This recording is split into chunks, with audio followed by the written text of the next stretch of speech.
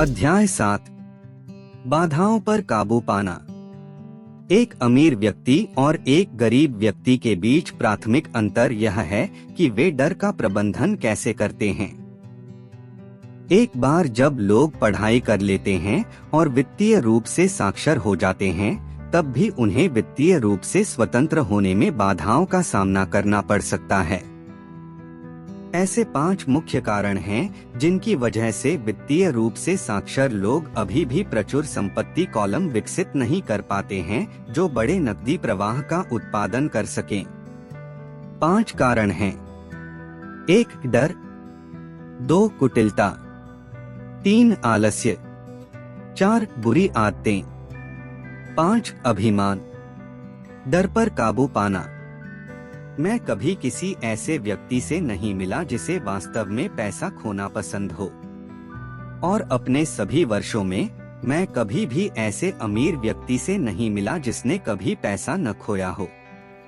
लेकिन मैं ऐसे बहुत से गरीब लोगों से मिला हूँ जिन्होंने कभी एक पैसा भी नहीं खोया है, यानी निवेश करना। पैसा खोने का डर वास्तविक है, यह सबके पास है, यहाँ तक कि अमीर भी, लेकिन डर न होना ही समस्या है। इस तरह आप डर को संभालते हैं, इस तरह आप हार को संभालते हैं। यह है कि आप विफलता को कैसे संभालते हैं जो इसे बनाती है। किसी के जीवन में अंतर।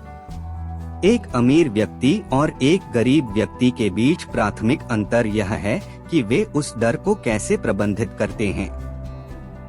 भयभीत होना ठीक है। जब पैसे की बात आती है तो कायर होना ठीक है। आप अभी भी अमीर बन सकते हैं। हम सभी किसी न किसी चीज में नायक हैं और किसी न किसी चीज में कायर हैं। मेरे मित्र की पत्नी एक आपातकालीन कक्ष नर्स है। जब वह खून देखती है तो वह हरकत में आ जाती है। जब मैं निवेश का जिक्र करता हूँ तो वह भाग जाती है। जब मैं खून देखता हूँ तो भागता नहीं हूँ। मैं बेहोश हो गया। मेरे अमीर पिता पैसों के प्रति भय को समझते थे। कुछ लोग सांपों से डरते हैं, कुछ लोग पैसा खोने से घबराते हैं। दोनों ही फोबिया हैं, वह कहेंगे। तो पैसे खोने के डर से उनका समाधान यह छोटी सी कविता थी। यदि आप जोखिम और चिंता से नफरत करते हैं तो जल्दी शुरुआत करें। यदि आप युवावस्था में शुरुआत करते हैं तो अमीर बनना आसान है। मैं यहाँ इसके बारे में नहीं बताऊंगा, लेकिन 20 साल की उम्र में निवेश शुरू करने वाले व्यक्ति बनाम 30 साल की उम्र में निवेश शुरू करने वाले व्यक्ति के बीच एक आश्चर्यजनक अंतर है। मैनहट्टन द्वीप की खरीद को अब तक के सबसे बड़े सौदों में से एक कहा जाता है। न्यूयॉर्क को ट्रिंकेट और मोतियों में $24 में खरीदा गया था। फिर भी यदि वह $24 सालाना 8% की दर से निवेश किया गया होता तो वह $24 1995 तक $28 ट्रिलियन से अधिक मूल्य का होता। मैनहट्टन को लॉस एंजल्स के अधिकांश हिस्से को खरीदने के लिए बचे हुए धन से पुनर्खरीद किया जा सकता था। लेकिन क्या होगा यदि आपके पास ज्यादा समय नहीं बचा है या आप जल्दी सेवानिवृत्त होना चाहते हैं? आप पैसे खोने के डर से कैसे निपटते हैं? मेरे बेचारे पिता ने कुछ नहीं किया। उन्होंने इस विषय पर चर्चा करने से इनकार करते हुए मुद्दे को टाल दिया। दूसरी ओर मेरे अमीर पिता ने मुझे सलाह दी कि मैं टेक्सन की तरह सोचूं। मुझे टेक्सास और टेक्सास वासी पसंद हैं, वह कहा करते थे। टेक्सास में सब कुछ बड़ा है। जब टेक्सास जीतते हैं तो वे बड़ी जीत हासिल करते हैं, और जब वे हारते हैं तो यह शानदार होता है। उन्हें हारना पसंद है? मैंने पूछ लिया। मैं यह नहीं कह रहा हूँ।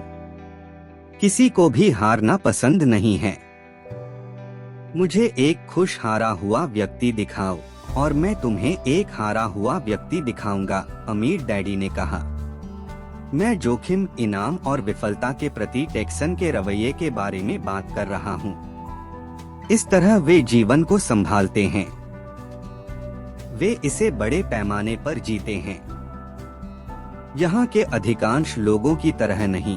जब पैसे की बात आती है तो तिलचट्टों की तरह रहते हैं, डरते हैं कि कोई उन पर प्रकाश डाल देगा, और जब किराना क्लर्क उन्हें 1/4 कम कर देता है तो रोने लगते हैं। अमीर डैडी आगे बढ़े। मुझे टेक्सास का रवैया सबसे अच्छा लगता है। जब वे जीतते हैं तो उन्हें गर्व होता है, और जब वे हारते हैं तो वे डींगे हाँकते हैं। टेक्सास के लोगों की एक कहावत है, यदि आप दिवालिया होने वाले हैं तो बड़े बनिए। आप यह स्वीकार नहीं करना चाहेंगे कि आप डुप्लेक्स के कारण दिवालिया हो गए थे। उन्होंने माइक और मुझे लगातार बताया कि वित्तीय सफलता की कमी का सबसे बड़ा कारण यह था कि ज्यादातर लोग इसे बहुत सुरक्षित तरीके से खेलते थे। लोग खोने से इतना डरते हैं कि हार जाते हैं, ये उनके शब्द थे।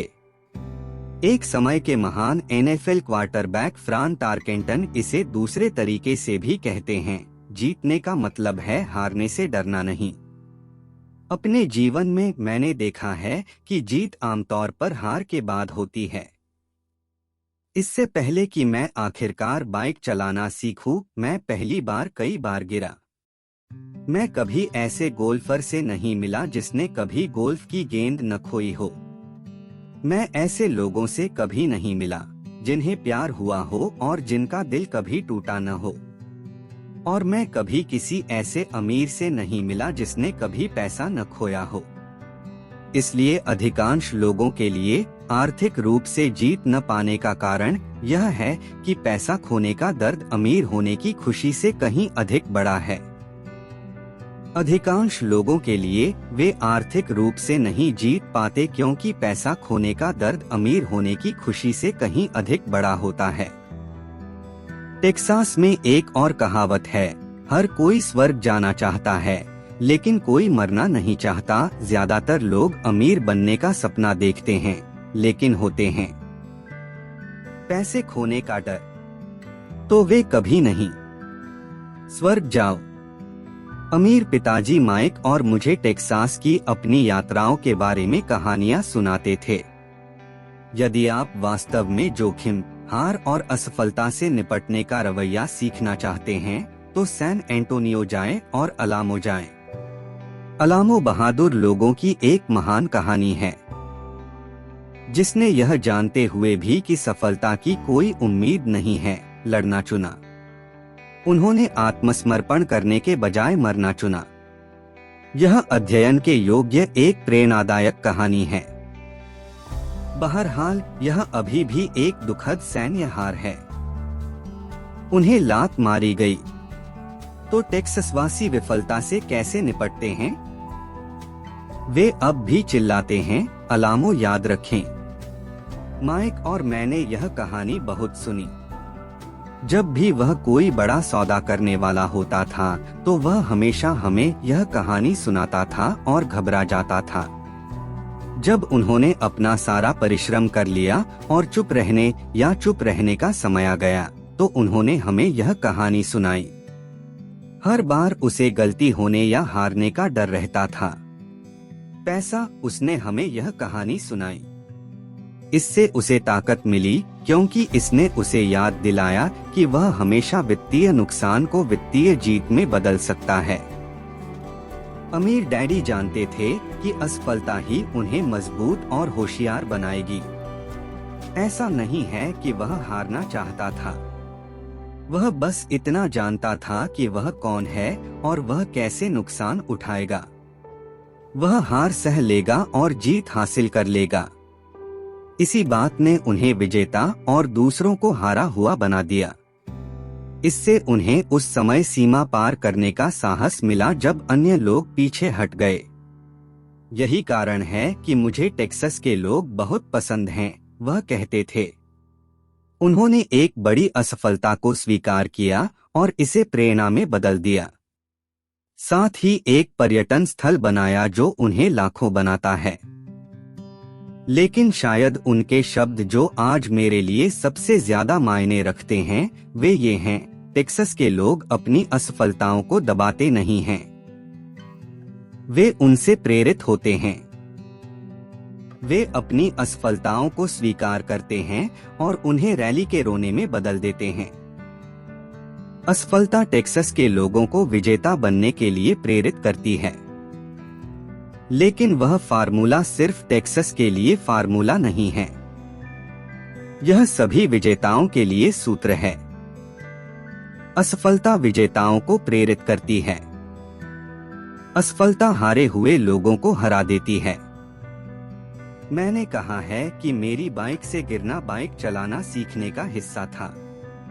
मुझे याद है कि गिरने से मैं घुड़सवारी सीखने के प्रति और अधिक दृढ़ हो गया था। कम नहीं है। मैंने ये भी कहा कि मैंने कभी नहीं किया। एक ऐसे गोल्फ खिलाड़ी से मुलाकात हुई जिसने कभी एक भी गेंद नहीं हारी।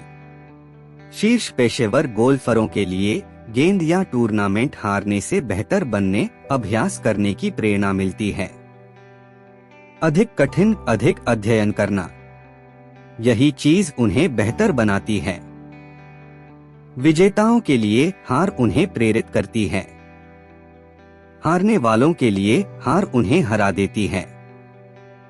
मैं जॉन डी रॉकफेलर को उद्धृत करना पसंद करता हूँ, जिन्होंने कहा था, मैंने हमेशा हर आपदा को अवसर में बदलने की कोशिश की, और जापानी अमेरिकी होने के नाते मैं यह कह सकता हूँ। कई लोग कहते हैं कि पर्ल हार्बर एक अमेरिकी गलती थी। मैं कहता हूँ कि यह एक जापानी गलती थी।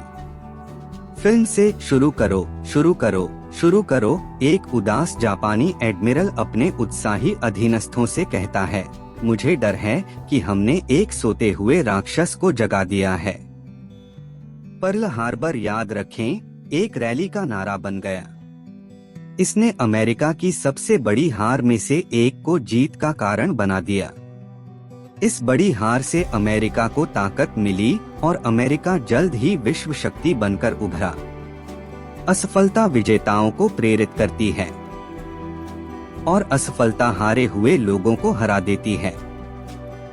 यह विजेताओं का सबसे बड़ा रहस्य है।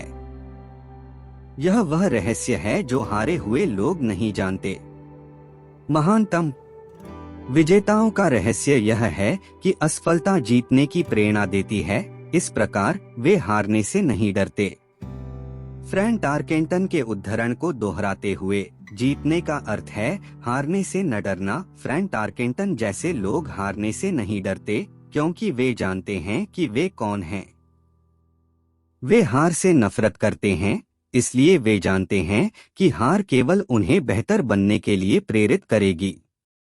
हारने से नफरत करने और खोने से डरने के बीच एक बड़ा अंतर है। अधिकांश लोग पैसा खोने से इतना डरते हैं कि खो देते हैं। वे एक डुप्लेक्स को लेकर टूट गए। आर्थिक रूप से वे जीवन को बहुत सुरक्षित और बहुत छोटा मानते हैं। वे बड़े घर और बड़ी कारें खरीदते हैं, लेकिन बड़ा निवेश नहीं। 90% से अधिक अमेरिकी जनता के आर्थिक रूप से संघर्ष करने का मुख्य कारण यह है कि वे हारने के लिए नहीं खेलते हैं। वे जीतने के लिए नहीं खेलते। वे अपने वित्तीय योजनाकारों या लेखाकारों या स्टॉक ब्रोकरों के पास जाते हैं और एक संतुलित पोर्टफोलियो खरीदते हैं। अधिकांश के पास सीडी, कमपज वाले बांड, म्यूचुअल फंड में बहुत सारी नकदी होती है, जिनका म्यूचुअल फंड परिवार के भीतर कारोबार किया जा सकता है, और कुछ व्यक्तिगत स्टॉक होते हैं। यह एक सुरक्षित और समझदार पोर्टफोलियो है, लेकिन यह कोई विजयी पोर्टफोलियो नहीं है। यह किसी ऐसे व्यक्ति का पोर्टफोलियो है जो हारने के लिए नहीं खेल रहा है। मुझे गलत मत समझो, यह शायद 70% से अधिक आबादी के पास मौजूद पोर्टफोलियो से बेहतर पोर्टफोलियो है, और यह भयावह है। सुरक्षा पसंद करने वाले किसी व्यक्ति के लिए यह एक बेहतरीन पोर्टफोलियो है, लेकिन इसे सुरक्षित रूप से खेलना और आपके निवेश पोर्टफोलियो को संतुलित करना सफल निवेशकों का खेल खेलने का तरीका नहीं है।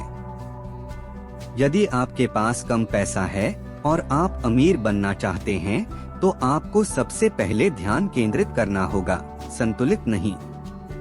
यदि आप किसी को देखें, सफल व्यक्ति शुरू में वे संतुलित नहीं थे। संतुलित लोग कहीं नहीं जाते, वे एक ही स्थान पर रहते हैं। प्रगति करने के लिए सबसे पहले आपको असंतुलित होकर चलना होगा। जरा देखो कि तुम कैसे चलकर प्रगति करते हो। थॉमस एडिसन संतुलित नहीं थे, वह केंद्रित था। बिल गेट्स नहीं थे, वह केंद्रित था। डोनाल्ड ट्रंप केंद्रित हैं। जॉर्ज सोरोस केंद्रित है। जॉर्ज पैटन ने अपने टैंक विस्तृत नहीं किए, उसने उन पर ध्यान केंद्रित किया और जर्मन लाइन के कमजोर स्थानों को भेद दिया। फ्रांसीसी मैजनॉट रेखा के साथ आगे बढ़े और आप जानते हैं कि उनका क्या हुआ। अगर आपके मन में अमीर बनने की चाहत है, तो आपको फोकस जरूर करना चाहिए। वह मत करो जो गरीब और मध्यम वर्ग के लोग करते हैं, अपने कुछ अंडे कई टोकरियों में रख दें। अपने ढेर सारे अंडे कुछ टोकरियों में रखें और ध्यान दें, सफल होने तक एक कोर्स का पालन करें। यदि आप हार से नफरत करते हैं, तो सुरक्षित रहें। यदि हारना आपको कमजोर बनाता है, तो सुरक्षित रहें। संतुलित निवेश के साथ चलें। यदि आपकी उम्र 25 वर्ष से अधिक है और आप जोखिम लेने से डरते हैं, तो बदलाव न करें। इसे सुरक्षित रखें, लेकिन जल्दी शुरू करें। अपना घोंसला अंडा जल्दी जमा करना शुरू करें, क्योंकि इसमें समय लगेगा।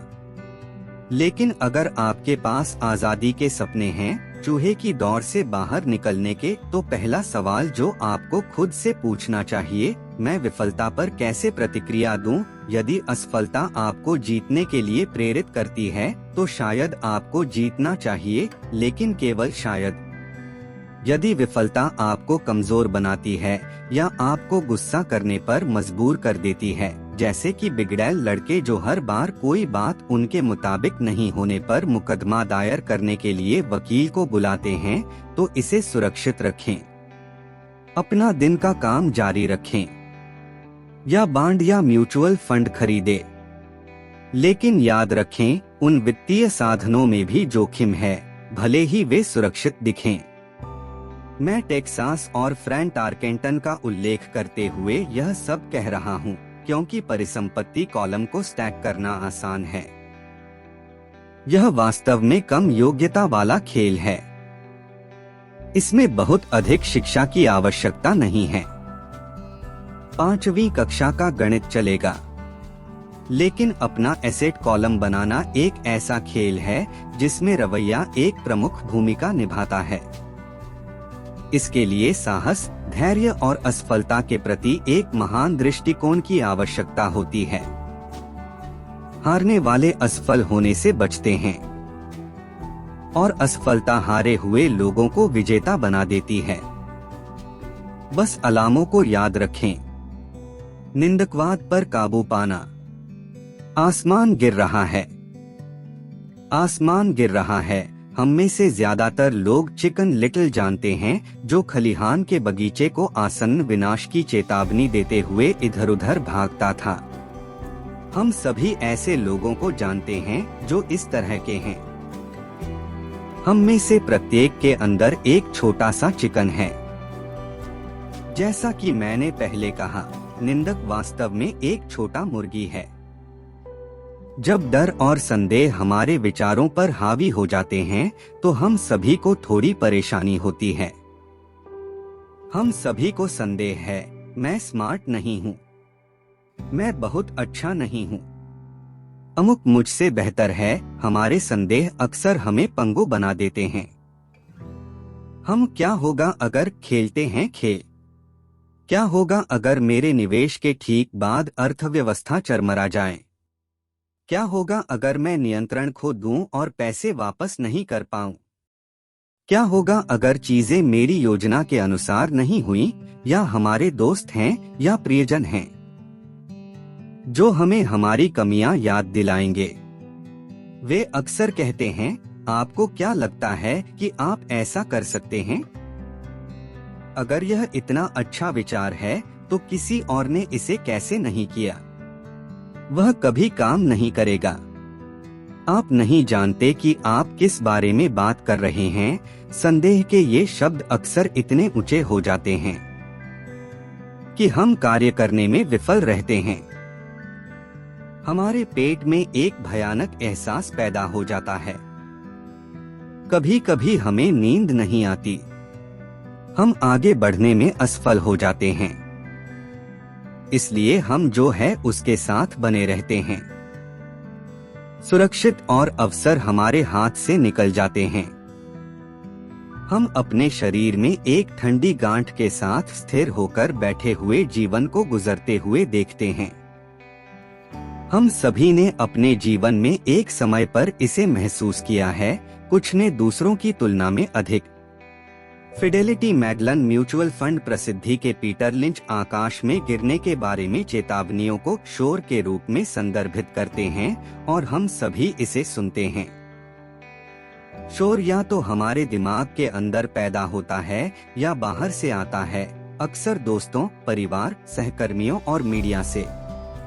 लिंच 1950 के दशक के उस समय को याद करते हैं जब परमाणु युद्ध का खतरा समाचारों में इतना प्रचलित था कि लोगों ने आश्रय स्थल बनाना और भोजन और पानी का भंडारण करना शुरू कर दिया था। यदि उन्होंने वह पैसा समझदारी से बाजार में निवेश किया होता, बजाय एक आश्रय स्थल बनाने के, तो वे शायद आज आर्थिक रूप से स्वतंत्र होते। जब किसी शहर में हिंसा भड़कती है तो पूरे देश में बंदूकों की बिक्री बढ़ जाती है। वाशिंगटन राज्य में दुर्लभ हैमबर्गर मांस से एक व्यक्ति की मृत्यु हो जाती है और एरिज़ोना स्वास्थ्य विभाग रेस्तरां को आदेश देता है कि सभी गोमांस को अच्छी तरह से पकाया जाए। एक दवा कंपनी फरवरी में एक टीवी विज्ञापन चलाती है जिसमें लोगों को फ्लू से पीड़ित दिखाया जाता है। सर्दी के साथ साथ सर्दी की दवा की बिक्री भी बढ़ गई है। अधिकांश लोग गरीब हैं क्योंकि जब निवेश की बात आती है तो दुनिया चिकन लिटिल हुई है, जो चिल्लाते हुए कहते हैं, आसमान गिर रहा है, आसमान गिर रहा है, और चिकन लिटिल हम में से हर कोई छोटा चिकन है। अफवाहों और बर्बादी और उदासी की बातों को अपने संदेहों और डर पर असर न करने देने के लिए अक्सर बहुत साहस की जरूरत होती है। लेकिन एक समझदार निवेशक जानता है कि सबसे बुरा समय भी वास्तव में पैसा बनाने के लिए सबसे अच्छा समय होता है। जब बाकी सभी लोग कार्रवाई करने से डरते हैं तो वे ट्रिगर खींचते हैं और उन्हें पुरस्कृत किया जाता है। कुछ समय पहले रिचर्ड नाम का एक दोस्त बोस्टन से किम और मुझसे मिलने फीनिक्स आया था। स्टॉक और रियल एस्टेट के माध्यम से हमने जो किया उससे वह प्रभावित थे। फीनिक्स अचल संपत्ति की कीमतें उदास थीं। हमने उसे यह दिखाने में 2 दिन बिताए कि हमने क्या सोचा था कि नकदी प्रवाह और पूंजी प्रशंसा के लिए उत्कृष्ट अवसर थे। किम और मैं रियल एस्टेट एजेंट नहीं हैं। हम पूरी तरह से निवेशक हैं। एक रिसोर्ट समुदाय में एक इकाई की पहचान करने के बाद हमने एक एजेंट को बुलाया जिसने उसे उस दोपहर को बेच दिया। इसकी कीमत महज $42,000 थी। 2 बेडरूम वाला टाउन होम। इसी तरह की इकाइयां $65,000 में जा रही थीं। उसे एक सौदा मिल गया था। उत्साहित होकर उसने इसे खरीद लिया और बोस्टन लौट आया। 2 हफ्ते बाद एजेंट ने फोन करके बताया कि हमारा दोस्त पीछे हट गया है। मैंने इसका कारण जानने के लिए तुरंत फोन किया। उसने बस इतना कहा कि उसने अपने पड़ोसी से बात की और उसके पड़ोसी ने उससे कहा कि यह एक बुरा सौदा है। वह बहुत अधिक भुगतान कर रहा था। मैंने रिचर्ड से पूछा कि क्या उसका पड़ोसी निवेशक था। रिचर्ड ने कहा कि वह नहीं था। जब मैंने पूछा कि उसने उसकी बात क्यों सुनी, तो रिचर्ड रक्षात्मक हो गया और बस इतना कहा कि वह देखता रहना चाहता था। फीनिक्स में रियल एस्टेट बाजार बदल गया और कुछ साल बाद उस छोटी इकाई का किराया $1000 प्रति माह था। चरम सर्दियों के महीनों में 2500 इकाई का मूल्य $95,000 था। रिचर्ड को केवल $5000 जमा करने थे और उसे रैट रेस बाहर निकलने की शुरुआत मिल जाती। आज भी उसने कुछ नहीं किया। रिचर्ड के पीछे हटने से मुझे कोई आश्चर्य नहीं हुआ। इसे खरीदार का पछतावा कहा जाता है और यह हम सभी को प्रभावित करता है। छोटी मुर्गी जीत गई और आजादी का मौका गवा दिया। दूसरे उदाहरण में मैं अपनी संपत्ति का एक छोटा सा हिस्सा अपने पास रखता हूँ। सीडी के बजाय करगणनाधिकार प्रमाण पत्र। मैं अपने पैसे पर प्रति वर्ष 16% कमाता हूँ, जो निश्चित रूप से बैंकों द्वारा सीडी पर दी जाने वाली ब्याज दरों से अधिक है। प्रमाण पत्र अचल संपत्ति द्वारा सुरक्षित हैं और राज्य कानून द्वारा लागू किए जाते हैं, जो अधिकांश बैंकों से भी बेहतर है। जिस फॉर्मूले पर उन्हें खरीदा गया है, वह उन्हें सुरक्षित बनाता है। उनमें बस तरलता की कमी है। इसलिए मैं उन्हें 2 से 7 साल की सीडी के रूप में देखता हूँ। लगभग हर बार जब मैं किसी को बताता हूँ कि मैं अपना पैसा इस तरह रखता हूँ, खासकर अगर उनके पास सीडी में पैसा है, तो वे मुझसे कहेंगे कि यह जोखिम भरा है। वे मुझे बताते हैं कि मुझे ऐसा क्यों नहीं करना चाहिए।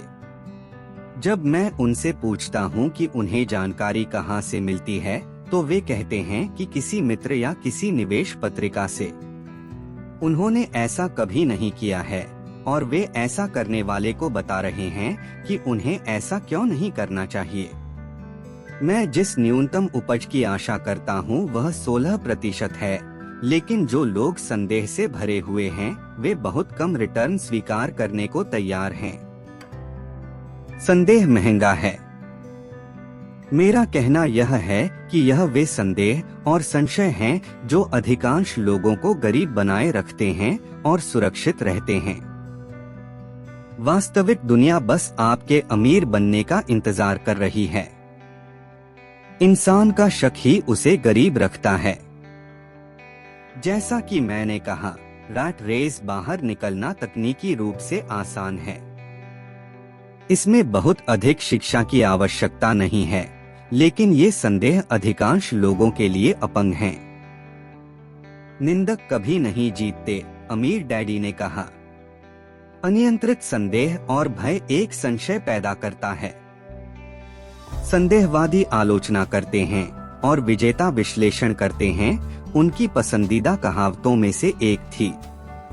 अमीर डैडी ने बताया कि आलोचना अंधी बना देती है, जबकि विश्लेषण आंखें खोल देता है। विश्लेषण ने विजेताओं को यह देखने की अनुमति दी कि आलोचक अंधे थे और उन अवसरों को देखने की अनुमति दी जो बाकी सभी ने गवा दिए। और जो लोग चूक जाते हैं, उसे ढूंढना किसी भी सफलता की कुंजी है। वित्तीय स्वतंत्रता या स्वतंत्रता चाहने वाले किसी भी व्यक्ति के लिए रियल एस्टेट एक शक्तिशाली निवेश उपकरण है। यह एक अनोखा निवेश उपकरण है। फिर भी जब भी मैं एक वाहन के रूप में रियल एस्टेट का उल्लेख करता हूँ, मैं अक्सर सुनता हूँ, मैं शौचालय ठीक नहीं करना चाहता। इसे ही पीटर लिंच शोर कहते हैं। यही तो। मेरे अमीर पिता कहेंगे कि यह सन की बात करने वाला व्यक्ति है, ऐसा व्यक्ति जो आलोचना करता है और विश्लेषण नहीं करता है, ऐसा व्यक्ति जो अपनी आंखें खोलने के बजाय अपने संदेह और डर को अपने दिमाग में बंद कर लेता है। इसलिए जब कोई कहता है मैं शौचालय ठीक नहीं करना चाहता, तो मैं जवाब देना चाहता हूँ, आपको ऐसा क्यों लगता है कि मैं ऐसा करना चाहता हूँ? वे कह रहे हैं कि शौचालय उनकी इच्छा से अधिक महत्वपूर्ण है। मैं चूहा दौड़ से मुक्ति की बात करता हूँ और वे शौचालय पर ध्यान देते हैं। यही वह विचार पद्धति है जो अधिकांश लोगों को गरीब बनाए रखती है। वे विश्लेषण करने के बजाय आलोचना करते हैं।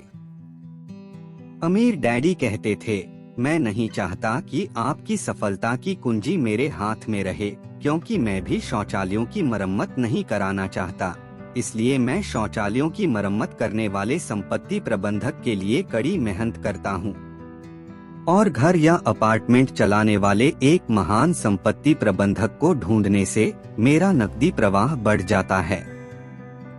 लेकिन इससे भी महत्वपूर्ण बात यह है कि एक महान संपत्ति प्रबंधक मुझे बहुत अधिक अचल संपत्ति खरीदने की अनुमति देता है, क्योंकि मुझे शौचालयों की मरम्मत नहीं करनी पड़ती है। एक महान संपत्ति प्रबंधक रियल एस्टेट में सफलता की कुंजी है। मेरे लिए रियल एस्टेट की तुलना में एक अच्छा प्रबंधक ढूंढना अधिक महत्वपूर्ण है। एक महान संपत्ति प्रबंधक अक्सर रियल एस्टेट एजेंटों से पहले बड़े सौदों के बारे में सुनता है, जो उन्हें और भी अधिक मूल्यवान बनाता है। अमीर डैडी का यही मतलब था कि मैं आपकी सफलता की कुंजी अपने पास नहीं रखना चाहता, क्योंकि मैं शौचालय भी ठीक नहीं कराना चाहता।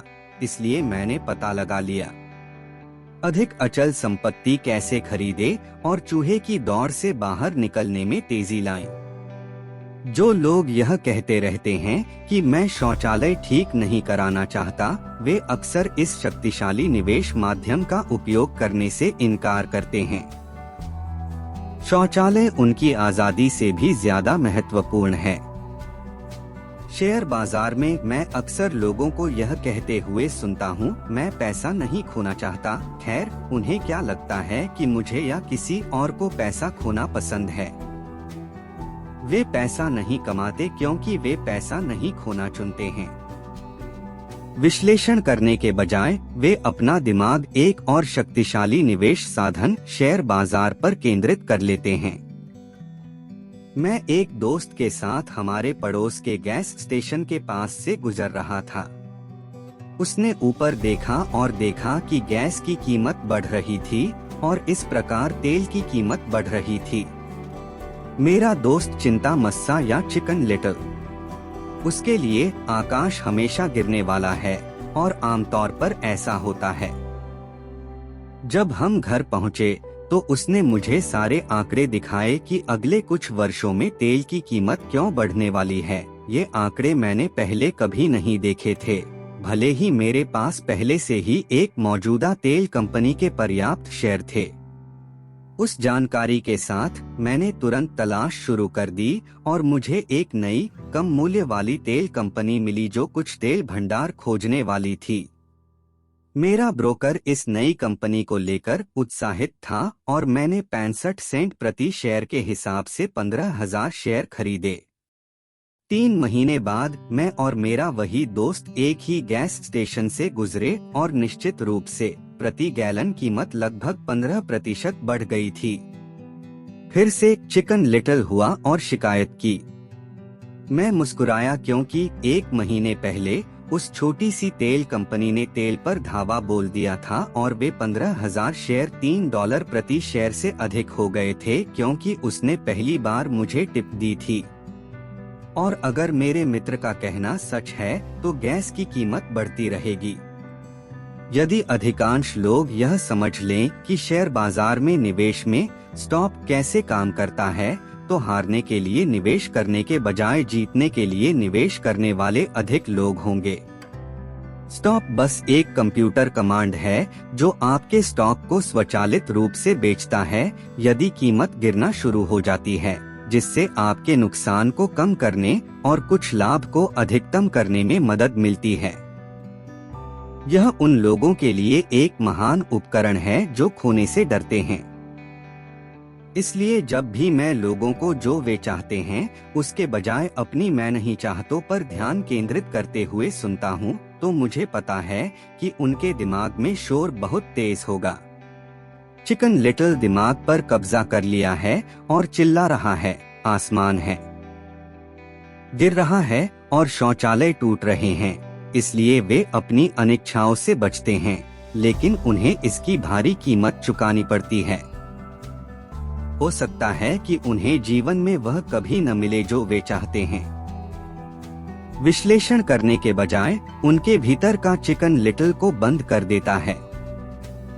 अमीर पिताजी ने मुझे चिकन लिटिल का एक तरीका बताया। बस वही करो जो कर्नल सैंडर्स ने किया था। 66 वर्ष की आयु में उन्होंने अपना व्यवसाय खो दिया और अपने सामाजिक सुरक्षा चेक पर जीवन यापन करना शुरू कर दिया। यह पर्याप्त नहीं था। वह पूरे देश में घूम घूम कर तले हुए चिकन की रेसिपी बेचते थे। किसी के हाँ कहने से पहले उसे 1009 बार अस्वीकार कर दिया गया था और वह उस उम्र में करोड़पति बन गए जब ज्यादातर लोग नौकरी छोड़ रहे थे। वह एक बहादुर और दृढ़ निश्चयी व्यक्ति था। अमीर पिता ने हरलान सैंडर्स के बारे में कहा। इसलिए जब आप संदेह में हो और थोड़ा डर महसूस कर रहे हो तो वही करें जो कर्नल सैंडर्स ने अपने छोटे मुर्गे के साथ किया था। उसने इसे भून लिया। आलस्य पर काबू पाना। व्यस्त लोग अक्सर सबसे आलसी होते हैं। हम सभी ने ऐसे बिजनेसमैन की कहानियां सुनी हैं जो पैसा कमाने के लिए कड़ी मेहनत करता है। वह अपनी पत्नी और बच्चों के लिए एक अच्छा प्रदाता बनने के लिए कड़ी मेहनत करता है। वह कार्यालय में लंबे समय तक बिताता है और सप्ताहांत पर काम घर लाता है। एक दिन वह एक खाली घर में घर आता है। उसकी पत्नी बच्चों के साथ चली गई है। वह जानता था कि उसे और उसकी पत्नी को समस्याएं हैं, लेकिन रिश्ते को मजबूत बनाने के लिए काम करने के बजाय वह काम में व्यस्त रहता था। निराश होकर काम पर उसका प्रदर्शन खराब हो जाता है और उसे अपनी नौकरी से हाथ धोना पड़ता है। आज मैं अक्सर ऐसे लोगों से मिलता हूं जो अपने धन की देखभाल करने में बहुत व्यस्त हैं। और ऐसे लोग भी हैं जो अपने स्वास्थ्य का ख्याल रखने में बहुत व्यस्त हैं। कारण वही है, वे व्यस्त हैं और वे किसी ऐसी चीज से बचने के तरीके के रूप में व्यस्त रहते हैं जिसका वे सामना नहीं करना चाहते हैं। उन्हें किसी को बताने की जरूरत नहीं है। गहराई से वे जानते हैं। वास्तव में यदि आप उन्हें याद दिलाते हैं तो वे अक्सर क्रोध या चिड़चिड़ाहट के साथ प्रतिक्रिया करते हैं। यदि वे काम में या बच्चों के साथ व्यस्त नहीं हैं, तो वे अक्सर टीवी देखने, मछली पकड़ने, गोल्फ खेलने या खरीदारी करने में व्यस्त रहते हैं।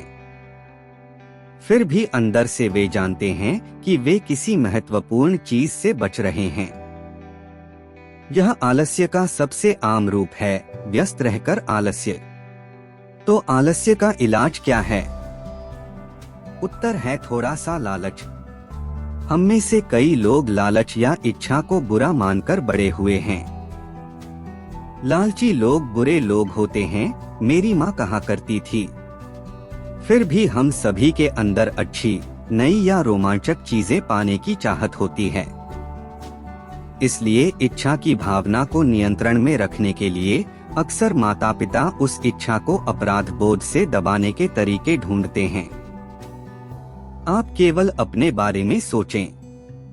क्या तुम नहीं जानते कि तुम्हारे भाई बहन हैं? मेरी माँ के पसंदीदा में से एक था। आप चाहते हैं कि मैं आपके लिए क्या खरीदूं? मेरे पिताजी का पसंदीदा था। क्या आपको लगता है कि हम पैसे से बने हैं?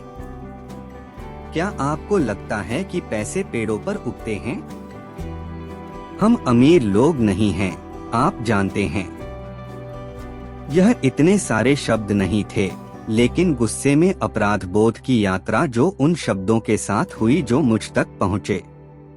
यह विपरीत अपराध यात्रा यह थी कि मैं खरीदने के लिए अपना जीवन बलिदान कर रहा हूँ।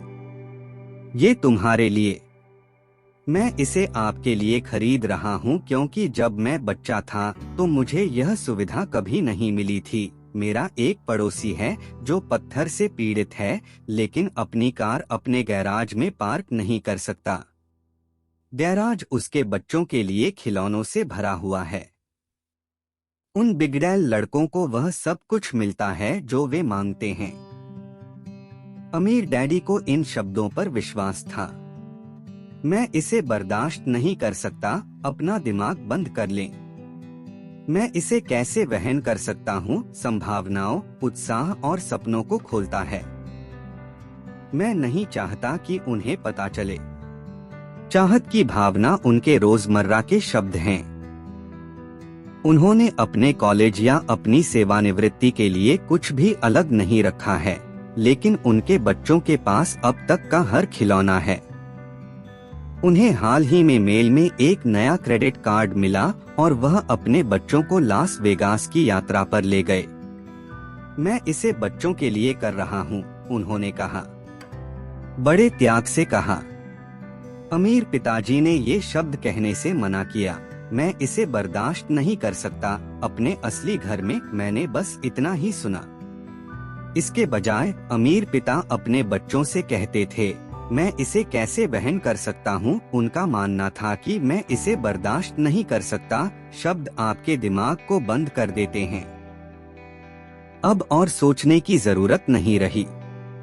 मैं इसे कैसे वहन कर सकता हूँ मस्तिष्क को खोला और उसे सोचने और उत्तर खोजने के लिए मजबूर किया। लेकिन सबसे महत्वपूर्ण बात यह है कि उन्हें ये शब्द महसूस हुए, मैं इसे बर्दाश्त नहीं कर सकता, झूठ थे। और मानव आत्मा इसे जानती है। मानव आत्मा बहुत बहुत शक्तिशाली है, वह कहेंगे। यह जानता है कि यह कुछ भी कर सकता है एक होने से। आलसी मन जो कहता है मैं इसे बर्दाश्त नहीं कर सकता, आपके अंदर एक युद्ध छिड़ जाता है। आपकी आत्मा क्रोधित है और आपके आलसी दिमाग को अपने झूठ का बचाव करना होगा। आत्मा चिल्ला रही है, चलो आइए जिम जाएं और कसरत करें। और आलसी मन कहता है, लेकिन मैं थक गया हूँ, मैंने आज सचमुच कड़ी मेहनत की। या इंसान, आत्मा कहती है, मैं बीमार हूँ और गरीब होने से थक गया हूँ। आइए वहाँ से बाहर निकलें और अमीर बने। जिस पर आलसी दिमाग कहता है, अमीर लोग लालची होते हैं। इसके अलावा यह बहुत अधिक परेशान करने वाला है। यह सुरक्षित नहीं है। मुझे पैसे का नुकसान हो सकता है। मैं वैसे ही काफी मेहनत कर रहा हूँ। वैसे भी मेरे पास काम पर करने के लिए बहुत कुछ है। देखो मुझे आज रात क्या करना है। मेरा बॉस चाहता है कि यह सुबह तक खत्म हो जाए। मैं इसे बर्दाश्त नहीं कर सकता भी उदासी का कारण बनता है, एक असहायता जो निराशा और अक्सर अवसाद की ओर ले जाती है। मैं इसे कैसे वहन कर सकता हूँ, संभावनाओं, उत्साह और सपनों को खोलता है। पिताजी इतने अमीर नहीं थे। जब तक हम यह समझते रहे कि मैं इसे कैसे वहन कर सकता हूँ, एक मजबूत दिमाग और गतिशील आत्मा बनाता है। इस प्रकार उन्होंने शायद ही कभी माइक या मुझे कुछ दिया हो। इसके बजाय वह पूछेगा, आप इसे कैसे वहन कर सकते हैं, और इसमें कॉलेज भी शामिल है, जिसका भुगतान हमने स्वयं किया। यह लक्ष्य नहीं था, बल्कि लक्ष्य प्राप्त करने की प्रक्रिया थी जो वह चाहते थे कि हम सीखें। आज जो समस्या मैं देख रहा हूँ वह यह है कि ऐसे लाखों लोग हैं जो अपनी इच्छा या अपने लालच के लिए दोषी महसूस करते हैं। यह उनके बचपन की पुरानी कंडीशनिंग है, जबकि वे जीवन द्वारा प्रदान की जाने वाली बेहतर चीजों को पाने की इच्छा रखते हैं। अधिकांश को अवचेतन रूप से यह कहने के लिए बाध्य किया गया है, मुझे वह नहीं मिल सकता या मैं उसे कभी भी वहन नहीं कर पाऊंगा। जब मैंने रैट रेस बाहर निकलने का फैसला किया तो यह बस एक सवाल था कि मैं फिर कभी काम न करने का जोखिम कैसे उठा सकता हूँ, और मेरा मन करने लगा, उत्तर और समाधान निकालो।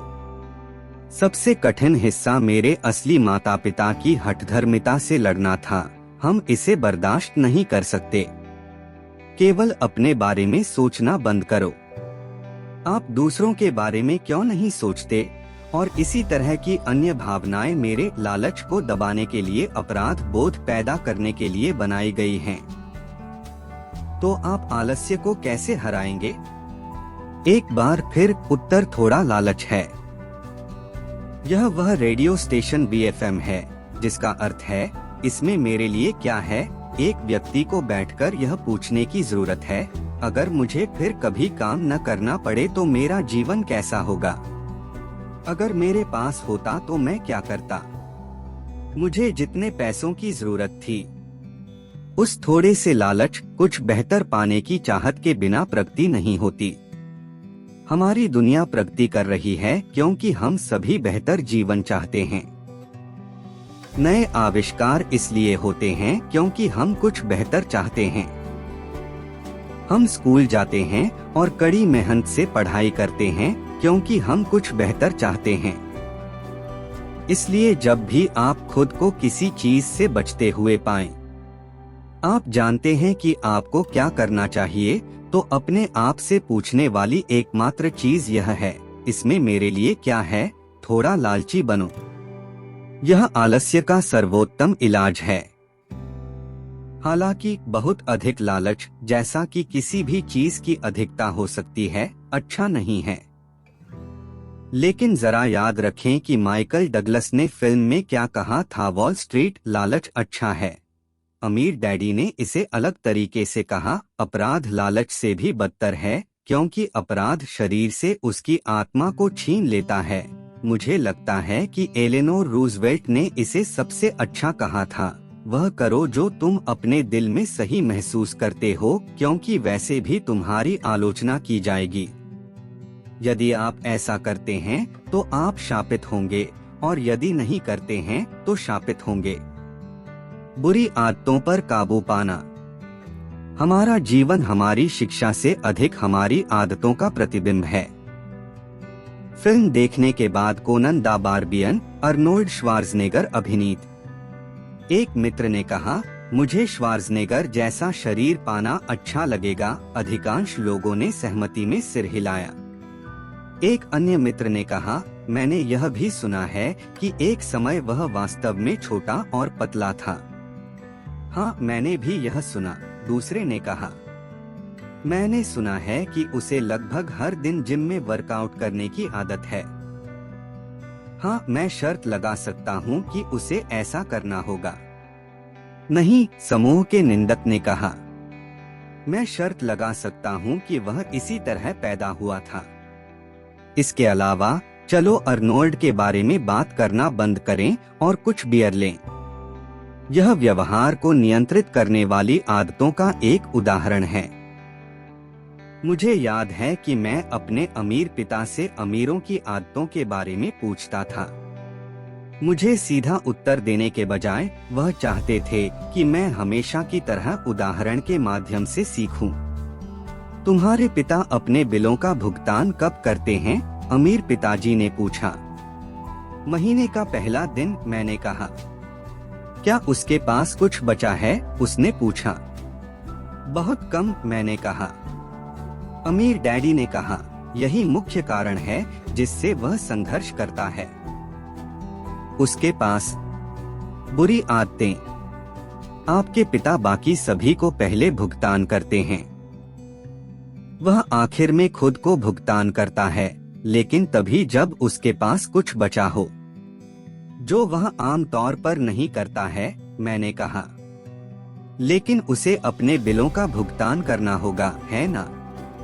आप कह रहे हैं कि उसे अपने बिलों का भुगतान नहीं करना चाहिए। बिल्कुल नहीं, अमीर डैडी ने कहा। मैं समय पर अपने बिलों का भुगतान करने में दृढ़ विश्वास रखता हूँ। मैं पहले खुद को भुगतान करता हूँ, इससे पहले कि मैं सरकार को भी भुगतान करूँ। लेकिन अगर आपके पास पर्याप्त पैसा नहीं है तो क्या होगा? मैंने पूछ लिया। तो फिर आप क्या करते हो? वही अमीर पिताजी ने कहा। मैं अभी भी पहले खुद को भुगतान करता हूँ। भले ही मेरे पास पैसे की कमी हो, मेरी संपत्ति का कॉलम मेरे लिए सरकार से कहीं अधिक महत्वपूर्ण है। लेकिन मैंने कहा, क्या वे तुम्हारे पीछे नहीं आते? हाँ, यदि आप भुगतान नहीं करते हैं, अमीर पिताजी ने कहा। देखो, मैंने यह नहीं कहा कि पैसे मत दो। मैंने सिर्फ इतना कहा कि मैं पहले खुद को भुगतान करता हूँ, भले ही मेरे पास पैसे की कमी हो। लेकिन मैंने उत्तर दिया, आप उसे कैसे करते हैं? ऐसा नहीं है। सवाल यह है कि क्यों? अमीर डैडी ने कहा। ठीक है, क्यों? प्रेरणा, अमीर पिताजी ने कहा। आपको क्या लगता है कि अगर मैं उन्हें भुगतान नहीं करूंगा तो कौन अधिक शिकायत करेगा, मैं या मेरे लेनदार? मैंने स्पष्ट उत्तर देते हुए कहा, आपके ऋणदाता निश्चित रूप से आपसे अधिक जोर से चिल्लाएंगे। यदि आपने स्वयं भुगतान नहीं किया तो आप कुछ नहीं कहेंगे।